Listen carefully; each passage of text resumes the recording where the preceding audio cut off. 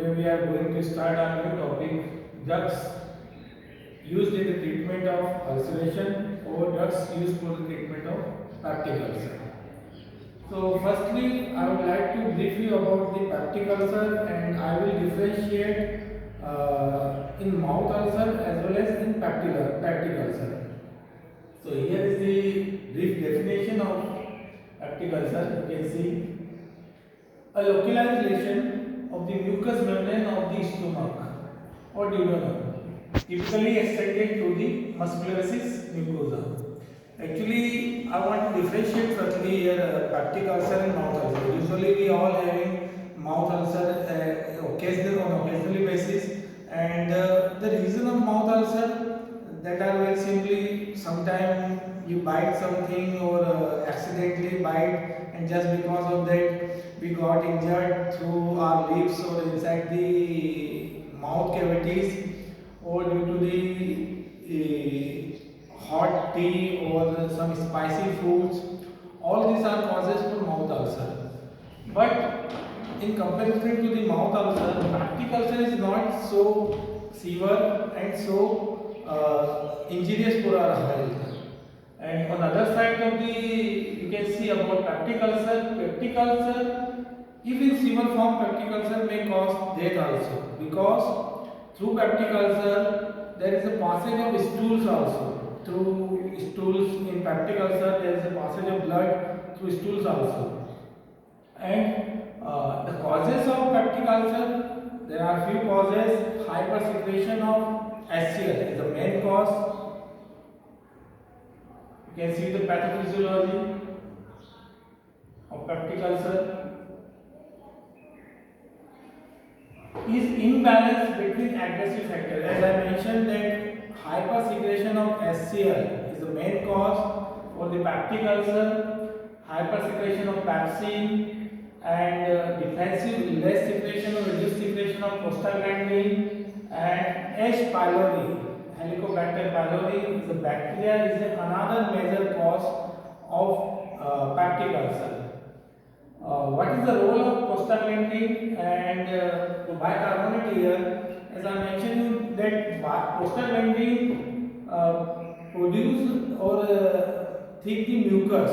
So just mucus plays a barrier or play as a barrier between the mucus layer or gastric mucosa and HCl. So HCl can't penetrate to the mucous membrane. As a result, we haven't got injured to the mucous membrane, and it protects the ulceration. And also bicarbonate ion also protect from the HCl to the mucous membrane. Some drugs also causes the ulceration, peptic ulcer. There are few drugs belong to the NSAIDs category. NSAIDs category, it means non-steroidal anti-inflammatory drugs. Aspirin is there, diclofenac is there, naproxen is there, and we all know about the aspirin. We can't take the aspirin empty stomach because it may cause gastric irritation. So there is a pathophysiology of peptic ulcer is there. Hypersecretion of HCl and pepsin may destroy the gastric and duodenal mucosa.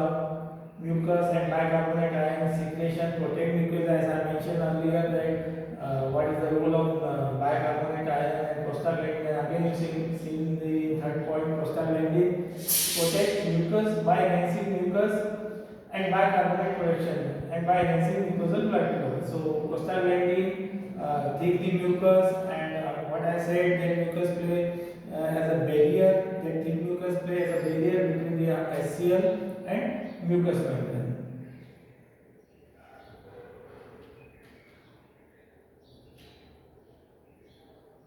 So there are some causes. You can see the etiology. H. pylori, as I mentioned, that Helicobacter pylori, the bacteria, alcohol consumption, cigarette smoking, or you can say caffeine, some genetic factor, diet, hypersecretory stress, Dollinger-Allison syndrome.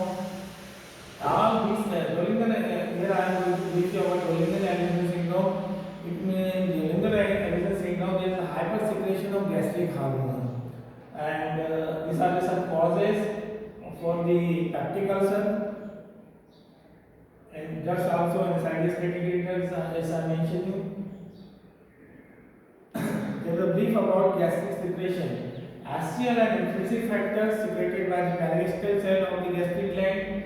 Pepsinogen is secreted by the chief cells, and mucus and bicarbonate ion secreted by mucus secreting cells. Regulation of gastric secretion.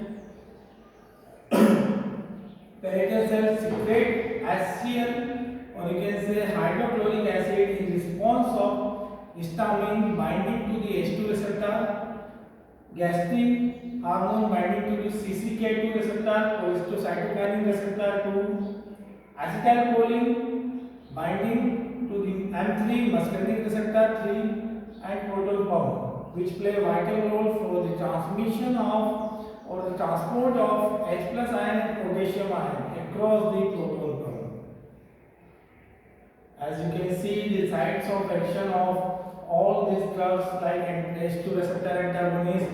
Here I am going to brief you about what are the drugs belong to the H2 receptor antagonists. These are the very well known drugs.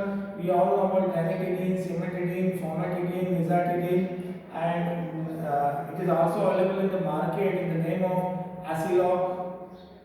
Muscarinic receptor is there as dicyclomine, very well known drug again, which is used for the